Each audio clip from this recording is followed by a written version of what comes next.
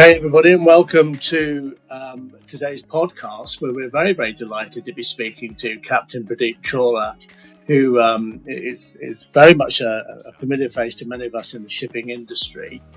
Captain Chawla retired on the 30th of June 2023 from his position as MD of Group QHSE, in training after 31 years with Anglo-Eastern Ship Management. But during his career, he's been very much a thought leader in the fields of training, safety, health and quality assurance. He was also very much instrumental in setting up training centres in Mumbai, Delhi, Manila, Odessa and Shenzhen through his time at Anglo-Eastern. And he was a pioneer in adopting e-learning and setting up an online learning management system in 2006, and was a pioneer in adopting simulator training before that, and adopting virtual reality training in 2015. He serves, apart from being CEO and founder of Maritime Knowledge, a body in which PALS, a unit, sits within. He also serves as chairman of Global Met, which is an association of training centres around the world. Global Met also has a seat at the IMO as an NGO. And he has served in committees in various industry associations such as Intertanko, Nautical Institute, IMCO, Standard P&I Club, and the Hong Kong Shipping Consultative Committee.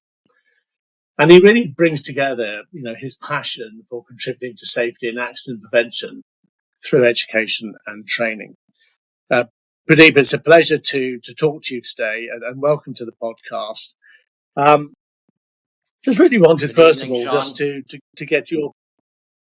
Good evening, sir. And just to really get your perspective on the way that the needs in the training industry is changing and has changed, and why it sort of culminated in the setting up of Marine PALS, and what Marine PALS is going to be bringing to the industry.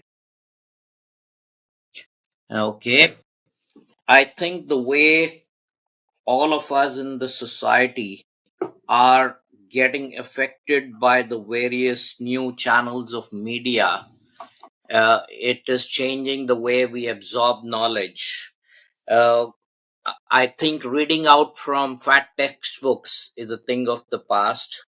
Most youngsters, research shows, are having ability to learn better as audiovisual learners.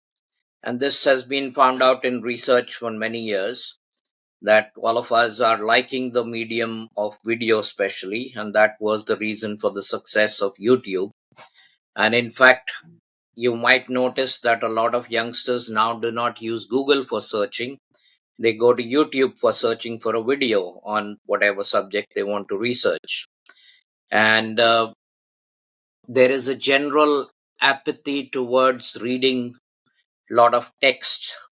I mean, probably all the religious books in all the religions are no longer very popular because they have no pictures in them. So the span of attention of individuals is also kind of reducing because there's too many demands. We had 2 news channels 25 years ago in every country, and we probably have 2,000 of them in every country now. And the media comes at us not only from the mainstream, but from all the social media channels. And this reduces our span of attention. We all want instant headlines, breaking news. And these habits that are there are kind of making us attached to our mobile phones. It's almost like an extension of the hand. And someday someone might probably think of embedding a screen in our palms of our hands. So noticing that the change is happening in the way people are learning, this was kind of out of necessity that I was getting frustrated with not being able to reach out to the youngsters. And frankly, even the older generation is now getting hooked to WhatsApp or other social media.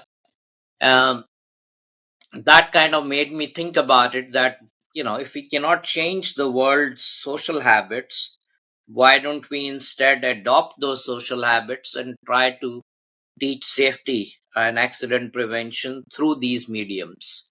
And that was why we kind of started researching about what are the best methods that people of the future are going to learn from, and came to the conclusion that bite sized learning or micro learning, games for learning, and doing things in virtual reality are kind of the new mediums through which education and learning can happen.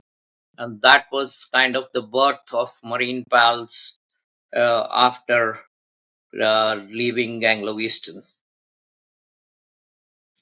So looking at the clear advantages there, and certainly in keeping with the way that we are really all of us adapting in the way that we look at media, but it's obviously there to meet the challenges and maybe the areas that weren't being met as far as training is concerned in the past. I mean, when you're dealing with young people and you're looking to train them and bring them up to standard and bring them above what we regard as competency levels. What were the challenges that owners and managers were facing? I mean, was it very much a sort of training was seen as a tick box type of environment? It's the people being trained and being educated, where we're seeing it very much as a chore as opposed to something that they really wanted to do. So talk to me about how that whole process has evolved to actually, to the level where now you have these sort of solutions in place. Yeah, so e-learning kind of started, I would say 15 years ago, or more than that, 2006, when we did our first learning management system. At that time, e-learning was kind of more text based with videos inserted in it, but long courses kind of a format. And that was moving along, getting adopted at a slow pace. Uh, but COVID kind of changed that, and COVID forced us to do things more online because of not being able to bring people into classrooms. And while at that time it was a necessity, it kind of became clear to everybody that there is a good amount of, let's say, advantages of having these other mediums of learning. So while we can, webinars are very popular now, and but I think there is a economics of bringing people into classrooms and having flight tickets and hotels, etc. That's one of the things that why online training or e-learning was successful. But I think what also had to change was that e-learning in the old style did not suit the youngsters. If you give an e-learning program today, which is 2 hour or 1 hour continuous reading of text and answering some multiple choice questions after that, that is kind of considered boring by most of the students now across all industries. And that is where the bite-sized learning research helped. And it has been proven that bite-sized learning, or breaking something into smaller bites of learning, is actually 20% more effective than teaching people in the traditional way. So it is very much backed by research that the human brain uh, can absorb much better if it is done in small bites, and it can be repeated. Uh, the longer courses do not lend themselves well to somebody actually going and redoing a course which is 1 hour long or 2 hours long.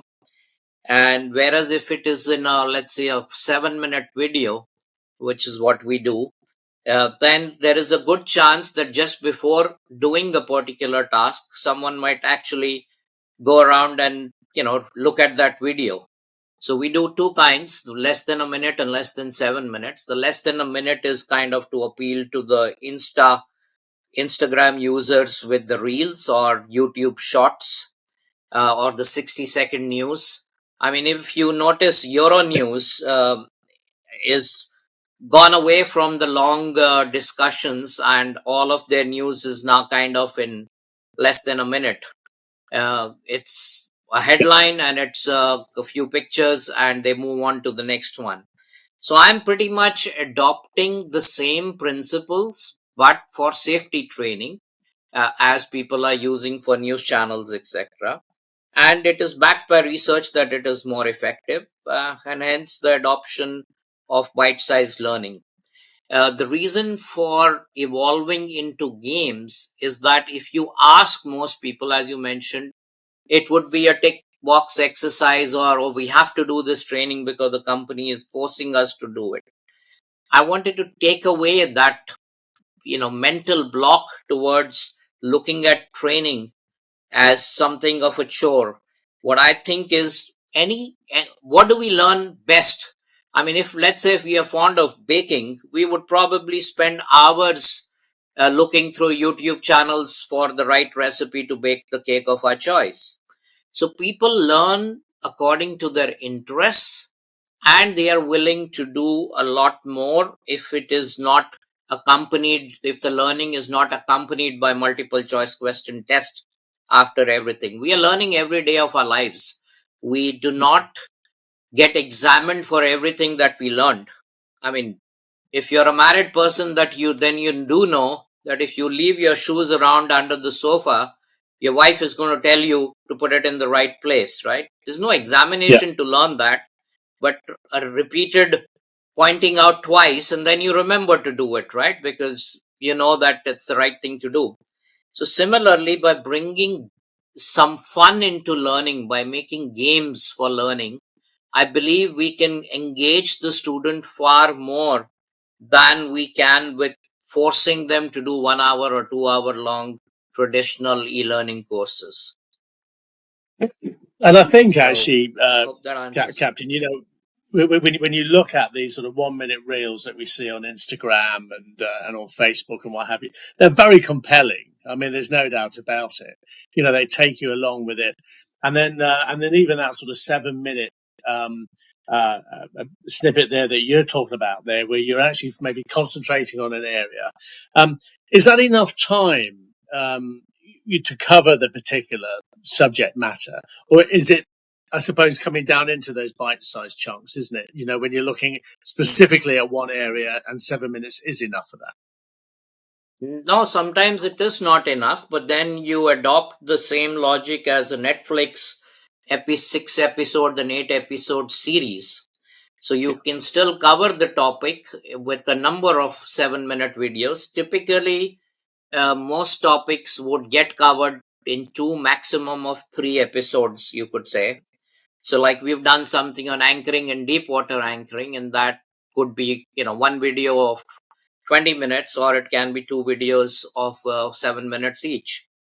So, there is obviously a need that if something needs a lot of teaching, then it cannot be covered in 7 minutes. But it works very well for Netflix, right? We typically binge watch things that we like. So, similarly, in the safety training, if we make the content engaging, quite likely the student will immediately go and see the next episode. So, I mean, if deep water yeah, anchoring follows immediately after anchoring, chances are that they will voluntarily immediately look at it. But if they are busy, they can still come back and look at it later without ever losing it. Same as a Netflix series, right? You stop at any time, start any time, and if you're interested, you binge watch. yeah, yeah. No, that's a very, very fair point, and I think it is about changing that mindset and really disrupting in a very positive way the sort of traditional way that we've been looking at training within the maritime sector. And then when you come onto the gaming side and gamifying training, I think you're then into a different sphere as well, where you are making it fun. And when you make it fun, people do actually absorb what they're learning. Yes, very much so. And the third kind of pillar of what we are doing is the virtual reality programs. And I know there is mixed reality and augmented reality, etc. But this is a medium that's still pretty much in infancy, and it has a little bit of a economic barrier that each of these glasses costs you good 650 US or something. So we have started in that field also. First, there is no one single formula that works for education and training. It's got to be a combination of various things. There will be topics for which we will continue to do classroom based teaching. There will be topics that work very well on a game or in a short video, but there will also be topics where the realism of being in a particular space teaches much better than any of the other formats. So, in virtual reality, for example, if you have to teach somebody what the inside of a ship's tank looks like, you have the option of making them do 3D sketches and explaining the construction of the tank internals through sketches, which is how we learned 30-40 years ago. But today we just scan the space with a virtual reality camera, and we tell the student to just walk around inside the tank, and we insert the learning points of familiarization or looking for defects or whatever be the learning outcomes that you're looking for, by actually being in that space. So that realism that comes in of being in the space, I mean, that is irreplaceable by video or classroom based teaching. I mean, imagine if we were to do a virtual reality tour of the International Space Station versus telling a student Yeah. that there are astronauts and they live out there, and then it's in the Yeah. imagination of the student. But if you transport them into that world through this virtual reality, it completely changes the absorption and understanding of the student. Yeah. And when you're talking to the students, I mean, what is their feedback on what you're offering there through Marine Pals? I mean, presumably you're getting a very more of a sort of positive reaction from them. Yes, we have a feedback mechanism after each and every learning content that the student finishes, and it's usually 99 or 100% of the people are loving it. And it's unanimous across nationalities, across ages, across ranks. It's, I mean, I've yet to have someone saying that, no, this is not the way I wanted to learn this topic. Invariably, the feedback is that, yes, this is the future. We're kind of bored of, coming into classrooms for things for which we don't need to. I'm still an advocate of bringing people into a classroom or in an online classroom. In on a Zoom, you can bring in as many people as you want, or one of these platforms, where there are two distinct points of opinion about a particular topic, and both could be right or wrong depending upon the subject. Then a peer-to-peer discussion is a good way of learning, and we have tried to recreate that in our mentoring platform, whereby people get connected outside of the reporting through the master channel, where you can choose your mentor, you can choose your group of people with whom you want to discuss something, and then have a free for all discussion.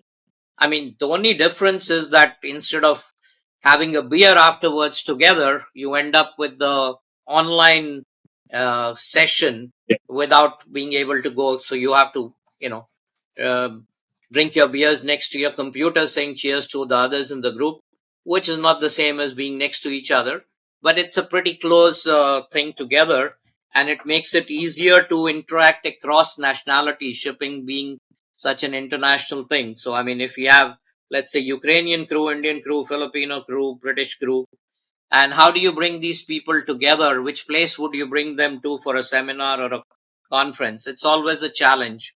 But if you create that same kind of environment and an online situation in this mentoring platform of ours, then you could have this interaction and different viewpoints. I mean, to give you an example, there is a kind of a general, let's say, belief that there is too much of a hierarchy of distance in Eastern crews, meaning Indian, Filipino, etc. And whereas the Western crew, the distance between the ranks is not much. And this has been debated in ship simulator classrooms for many years, power distance. But the reality is actually quite different if you put the people together. like many ships are crewed by multinational crews.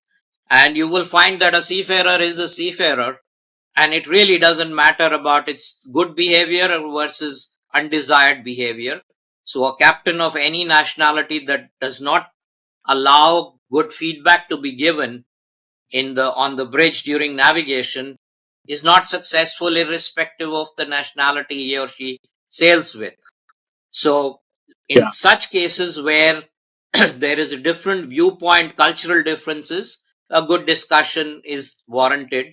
And I wouldn't kind of put this into a little video and expect people to understand the nuances of cultural relationships. Yeah.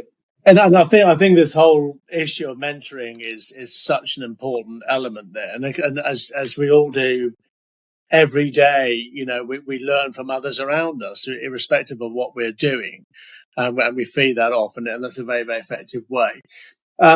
What about digital record books? Because these are important, aren't they? As well, whether they're all their sort of training elements. How do you sort of keep these up to date, and how is that all done? Okay, so the problem statement here is that the IMO requirements or each country's requirements require a cadet, a trainee, to have a record book. Most of them have been published by the International Chamber of Shipping and by Global Met. And on each of the tasks, the chief officer or the second engineer or the ETO has to sign off for the trainee that they are competent in that particular task. However, the regulations do not require any underpinning knowledge to be learned. It's kind of assumed that this is on the job training, and people on board will teach whatever is required to make the trainee competent in that particular task.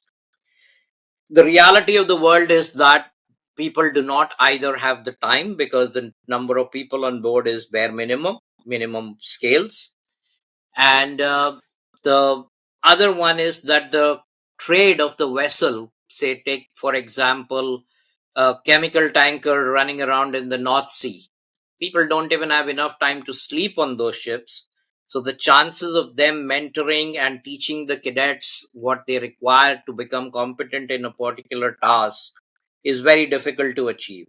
So what we decided in Marine PALS was that we will give the learning content for each and every task to the cadets so that they can learn it on their own, and the limited time that is then available on a ship can be spent by the student of asking questions of the chief officer or second engineer with respect to the doubts about whatever they are learning.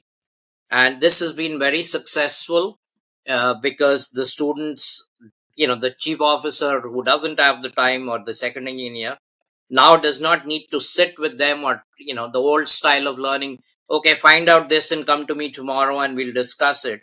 That's been replaced by go ahead and do the task on your online learning platform, on the cadet learning platform, and then if you have any doubts, we'll discuss it tomorrow. So typically the way it works in practice is that every Sunday or Saturday, the chief officer or the second engineer will typically discuss the record book tasks with the trainee, and that Yeah. has helped in improving the learning of the cadets.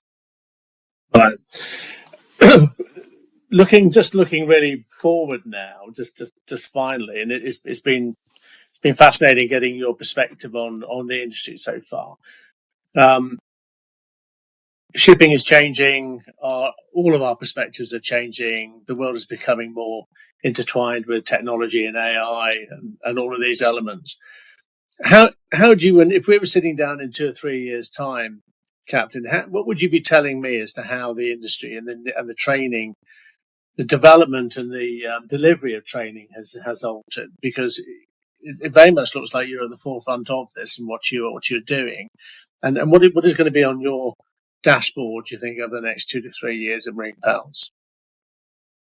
I think one is about giving content in an engaging manner, which is where the differentiation will happen between the different vendors involved in making or creating training for the shipping industry. And the second challenge actually falls more into the implementation part, and that's where the data analytics now plays a major part. I mean, earlier on, a training manager would send some learning content to the ship, but he had no means to kind of slice and dice the data to know how many people did that training, did they do it in the assigned time or not, and what was their scores with respect to the assessments, and how does that compare with crew from different nationalities, or how does the same topic being looked at by seniors and juniors, what is the different, are there different reactions to it? By combining data analytics, and I know I have not used the favorite buzzwords of today, artificial intelligence, until now, because I genuinely feel that for that part we are at the infancy of AI industry, and we are going to all learn from it, and education is going to get affected by it. But the data analytics part is quite advanced in all industries, and in shipping I would say it's coming in into the training industry, and giving that kind of a dashboard to the individual training managers to be able to quickly at a glance see the implementation of their efforts, I think is going to be the way it will evolve in the next couple of years. Companies who have a good platform and who are able to uh, learn good learning content and good analytics together with it will be the ones that people will, I think, prefer. And we have the advantage as a very young company, just 10 months old, that we could start in the world of technology today, whereas some of our competitors who started 30 years ago, would have to change their legacy systems, and they would also need to catch up on modern data tools. So I believe in 2 to 3 years time there will be a lot of focus on such platforms, because with all these alternate fuels and everything coming into place, the need for more and more training is well recognized. There are 800,000 people who need to be trained for alternate fuels, to manage the alternate fuels, and there's no way that you can bring in 800,000 people into classrooms in 1 or 2 years. And hence I think all companies will adopt a blended learning approach and try to do a lot of things which can be done online, through platform like Marine PALS. Fascinating stuff there, Captain, and certainly an exciting future ahead for training and learning. And the industry is going to be adapting very, very quickly to, and really, it's so interesting to see your perspective on how things are going to be changing. Thank you very, very much indeed for your time today. It's been fascinating talking to you, and we look forward to catching up with you again. Really, just to sort of see how things have been developing. But Captain, thank you very much indeed for your time today on the podcast. Thank you, Sean, for having me on your podcast. Thank you very much.